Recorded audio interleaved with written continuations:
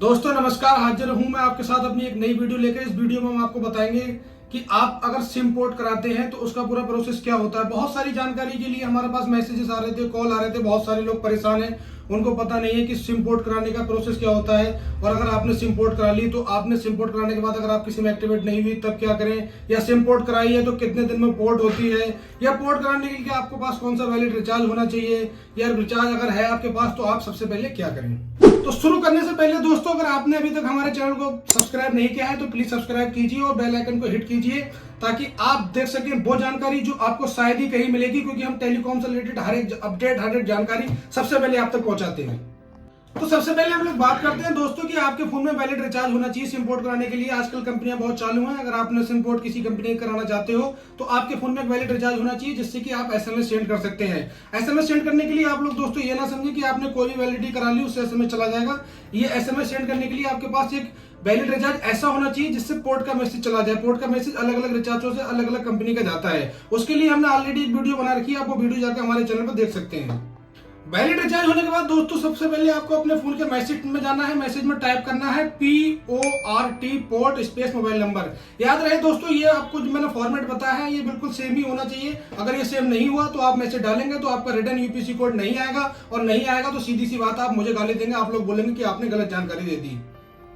अब बात आती है कि आपने सिम तो पोर्ट करा लिया, लेकिन आपका नंबर ये पोर्ट होने के बाद कितने दिन में जिस कंपनी में आपने ओपन कराया है उस कंपनी में आपका नंबर चालू कब होगा। तो यही सबसे मेन पॉइंट है, और यही सबसे ज्यादा हमारे पास मैसेज और कॉल आ रहे थे कि चालू कब होगा।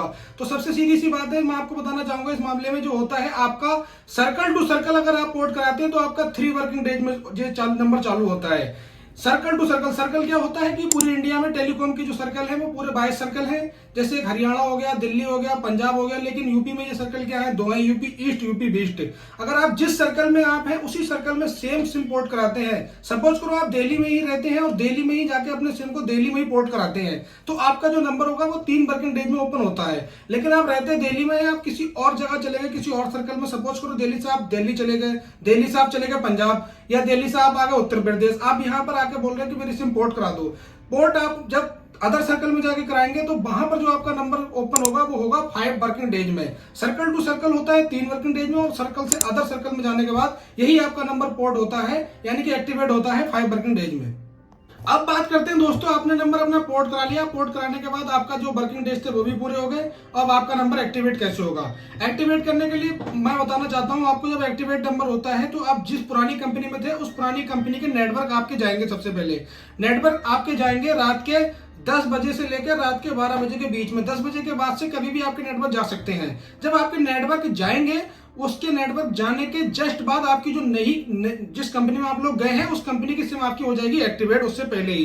तो जब आपके उस पुरानी कंपनी के नेटवर्क जाते हैं तब आप नई कंपनी की जो सिम आपके पास है उस सिम को आपको अपने फोन में डाल लेना है। जैसे आप उस सिम को अपने फोन में डालेंगे आपका सिम होगा एक्टिवेट। और मैं आपसे यही कहना चाहता हूं दोस्तों, अगर आपने जिस भी एम्प्लॉय से सिम पोर्ट कराई है तो सबसे पहले उसका मोबाइल नंबर आप ले लें, क्योंकि उसमें 2 कंडीशन होती है। जब आप सिम पोर्ट कराते हो तो जिस कंपनी में आप जाते हो उस कंपनी का जो एम्प्लॉय होता है आपको वो रिचार्ज देता है, क्योंकि जो आपकी पुरानी कंपनी है उसका रिचार्ज जो भी आपका होता है वो खत्म हो जाता है, नई कंपनी का आपको मिलता है रिचार्ज। अब रिचार्ज जो आपको मिलता है, कई बार रिचार्ज 2 कंडीशन होती है, एक होता है प्री रिचार्ज कर देते हैं कुछ लोग ऐसा करते हैं कि एक्टिवेट होने के बाद रिचार्ज करते हैं। तो आप उस एम्प्लॉय का नंबर लेके रखिए, जब आपकी सिम एक्टिवेट हो जाए उसके बाद आपको क्या करना है, अगर आपका रिचार्ज नहीं हुआ है तो आप उसको कॉल करके अपने नंबर पर रिचार्ज भी करा सकते हैं। अगर आप प्री रिचार्ज है आपका तो आप जैसे ही उसमें डालेंगे एक वेरिफिकेशन होता है। नॉर्मली अगर आप वोडाफोन, आइडिया या जियो जिसके भी कंपनी में जाएंगे वहां से वेरिफिकेशन होता है। वेरिफिकेशन होने के बाद कुछ कंपनी का ऑटो मोड पे हो जाता है, कुछ कंपनी का ऑटो मोड पे नहीं होता है। अगर आपका ऑटो मोड पे हो जाता है तो बढ़िया है, अगर नहीं होता तो आप वेरिफिकेशन कर लें, वो भी आपको उस कंपनी का एम्प्लॉय बताएगा कैसे करना है। उसके बाद आपका जो रिचार्ज होगा वो हो जाएगा वहां पर एक्टिवेट। रिचार्ज एक्टिवेट होने के बाद आपकी सिम हो जाएगी वहां से चालू। उम्मीद करता हूं दोस्तों आपको जानकारी पसंद आई होगी। अगर जानकारी में कुछ भी मिस हुआ है तो प्लीज आप कमेंट करके जरूर बताएं और बने रहें हमारे साथ।